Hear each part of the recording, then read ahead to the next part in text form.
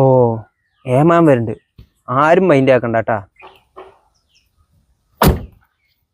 ഇന്നലെ ഉച്ചയ്ക്ക് എന്താണ്ടാ പടത്തിന് പോവാന്ന് പറഞ്ഞിട്ട് വള്ളിയാക്കിയത്? ഇവരൊക്കെ ആ ദേഷ്യത്തിലാണ്.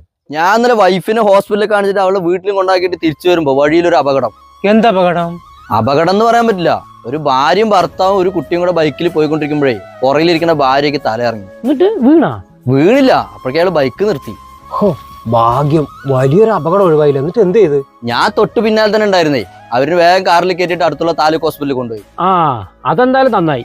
എന്താണ് അത്ര തലകറങ്ങാൻ കാരണം? BP കുറഞ്ഞാണ് അത്ര. കാലാവസ്ഥ ചൂടല്ലേ, അതുകൊണ്ടായിരിക്കും. നിങ്ങളെ പോലെ 90s കൂടെ കൂടിയാലേ ഇതുപോലെ നന്മാരങ്ങളുടെ കഥ കേൾക്കാനേ നേരം ഉണ്ടാവുള്ളൂ. ഞാൻ പോണു.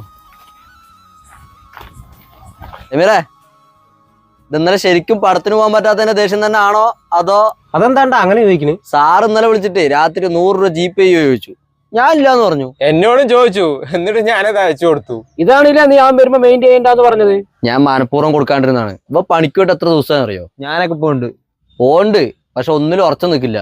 ഒരു ദിവസം പോയാലോ പിന്നെ 3 ദിവസം ലീവാണ്. ഷമീറെ, നിന്നെ കുറ്റം പറയണല്ല.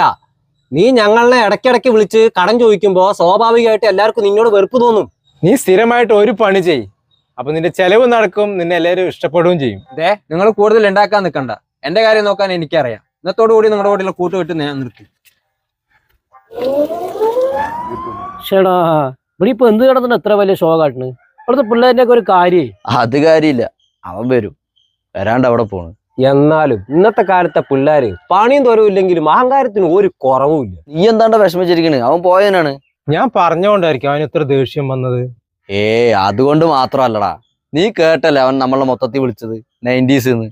അവരിന്റെ ഒക്കെ വിചാരം നമ്മൾ പഴയ തന്തവൈബുകളാണെന്നാണ്. നമ്മളൊക്കെ ജീവിച്ച പോലെ ഇവന്മാർക്ക് ജീവിക്കാൻ കഴിയുമോ? എവിടെ അവിടുത്തെ പിള്ളേർക്കൊക്കെ ചെറിയൊരു പ്രശ്നം വന്നാല് മെയിൻ്റെ ഒക്കെ വേറെ ലെവലിലാ പോണ്. പിന്നെ കുറേ നേരം വേറെ ലോകത്തായിരിക്കും. അങ്ങനെ എല്ലാവരും ഒരുപോലെ അല്ല. നിങ്ങൾക്കറിയോ, ഇന്ന് നമ്മുടെ രാജ്യം തന്നെ നേരിടുന്ന ഏറ്റവും വലിയ പ്രശ്നം എന്താണെന്നറിയോ? തൊഴിലില്ലായ്മ.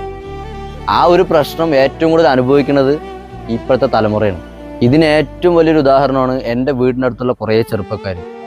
18 വയസ്സിനും 25 വയസ്സിനൊക്കെ ഇടയിലുള്ള കുറേ ചെറുപ്പക്കാർ ഇന്ന് വിദേശത്താണ്. അവരവരുടെ നല്ല പ്രായം മുഴുവൻ കുടുംബത്തിന് വേണ്ടി അന്യനാട്ടിൽ പോയിട്ട് ഒരുക്കി തീർക്കുകയാണ്. സുഹൃത്തുക്കളെ, നിങ്ങൾ ഈ കണ്ട വീഡിയോ നിങ്ങൾക്ക് ഇഷ്ടമായിട്ടുണ്ടെങ്കിൽ ഒരു ലൈക്ക് തന്ന് ഞങ്ങളെ സപ്പോർട്ട് ചെയ്യണം കേട്ടോ.